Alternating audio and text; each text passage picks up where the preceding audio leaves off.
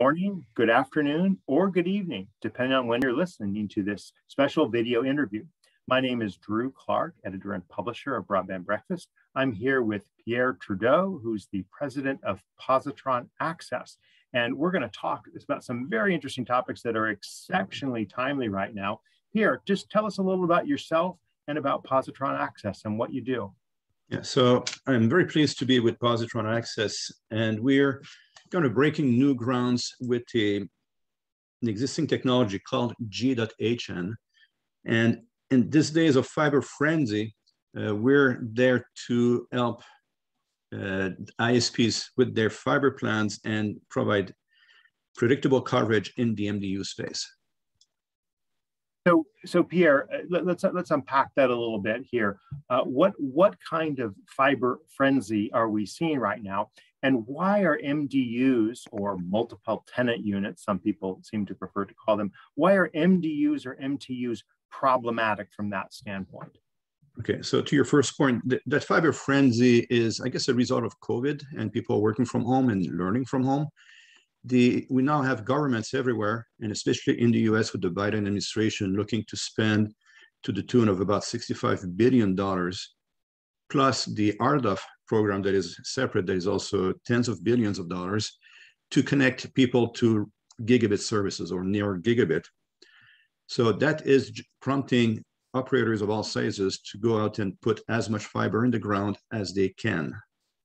Now, when they serve homes, single family homes along the way, they have a predictable cost structure. When there is an MDU, for all kinds of reasons that we can cover, the cost is unpredictable, which makes CFOs very nervous. No, I mean, and I've been able to attend several industry shows recently. I was at Broadband Communities in Houston and Wispapalooza in Las Vegas. And, you know, the attention to fiber and fiber costs is just really apparent. People are really kind of drilling into the details, the numbers, cost per foot, cost per mile. And you're absolutely right that there's kind of emerging models and developing models for how much it will cost to fiberize single family units. But why is the cost so hard? Why is it so hard to understand the cost of building fiber and bringing fiber to MDU tenants?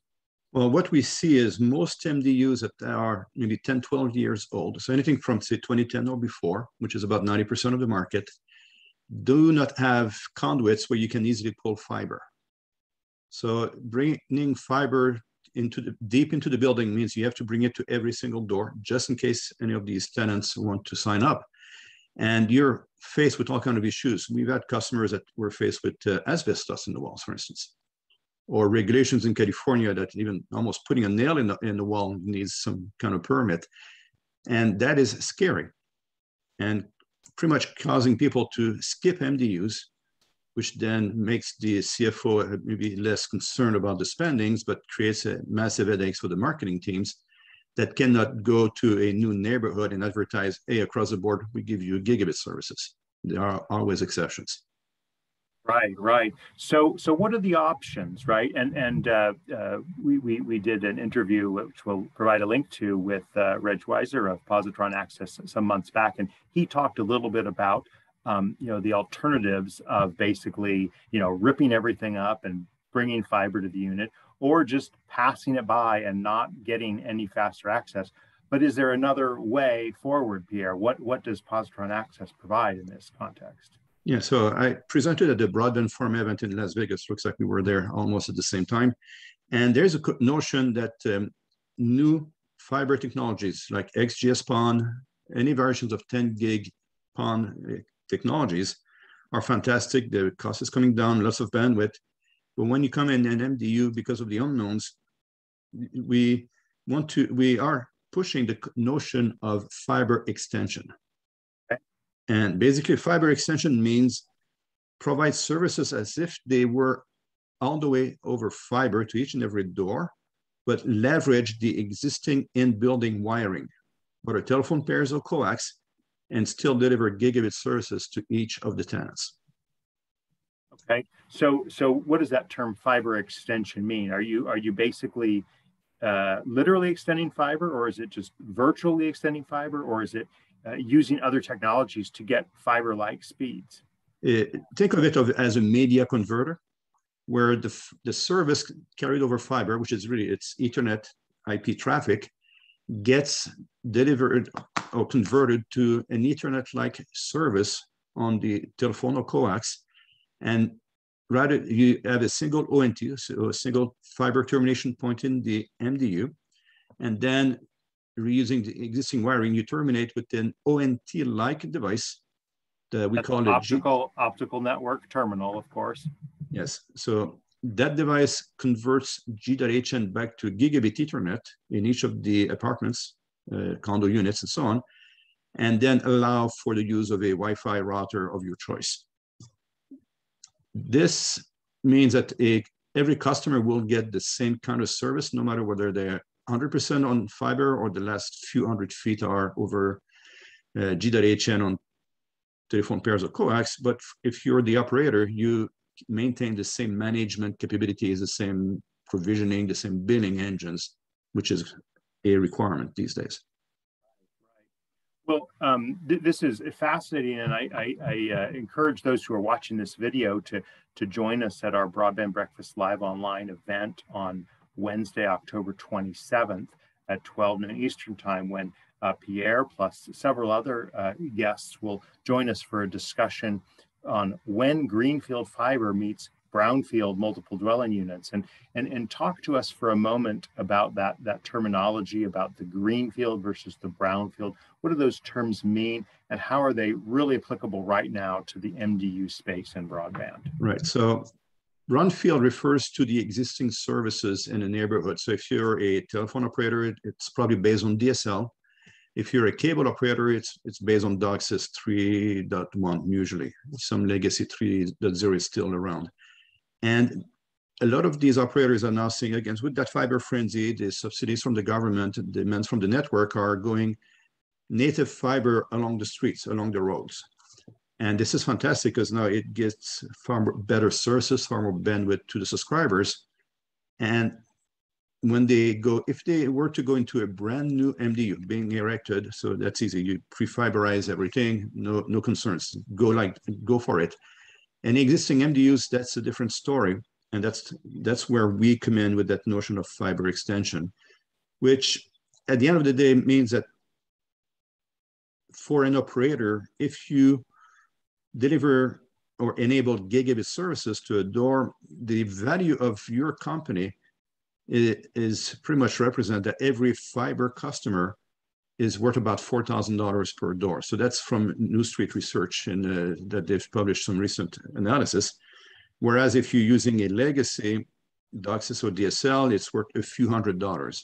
So it's going all the way. Fiber is one of the reasons why the large carriers are doing this, because their value on the market, their resale value, whatever, goes up significantly. Fiber extension preserves that value of 4,000-ish per subscriber, which is critical. It pays itself in no time. There's no lag for time to revenue. And more importantly, it does not hurt the fact that you're combining fiber with legacy physical mediums, new technologies, but legacy physical mediums being the telephone pairs or the coax. This is fascinating, and we certainly look forward to hearing more about this at our discussion on October 27th. But tell me now, Pierre, maybe as a final question or final thought, what are some of the other policy issues that are going on when it comes to MDUs? I understand that the Biden administration and the FCC are pushing for quote unquote greater competition, or what some people view as greater competition in the MDU space. I don't know whether Positron takes a position on that, but what does this do to the market for broadband and MDUs, Pierre? Yeah, so for the record, the FCC has recognized a long time ago that the in-building wiring belongs to the property owners of the building, so whether it's coax or telephone pairs, no matter who paid for the installation. So that was settled years ago. To go around this, a lot of operators, mostly in the cable space, managed to get away with exclusive agreements to be the only ones to offer the service, or to be the only ones that could use the existing wiring or combinations thereof. And in return of that, there was some kind of retribution, compensation to the building owner for having the infrastructure in place. That's what the Biden administration is trying to avoid or eliminate, to offer freedom of choice to the tenants.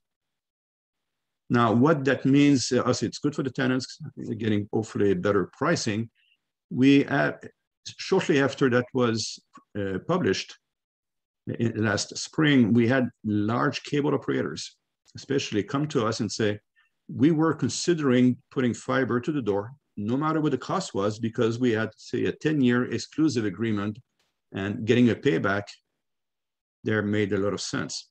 Now, if this new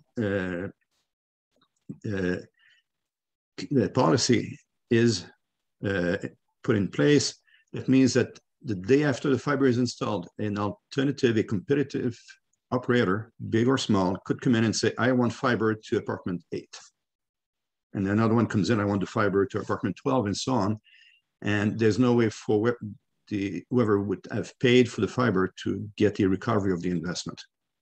So we see that as favoring the reuse of the existing wiring, so faster time to market, but also being able to offer to the CFOs of these operators a more predictable cost per home, or per door served in this case, rather than home served, which then makes their analysis of the business case to say, do we bring fiber in a given neighborhood?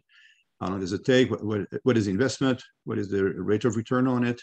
And just say, yes, we can do this. We can support this project.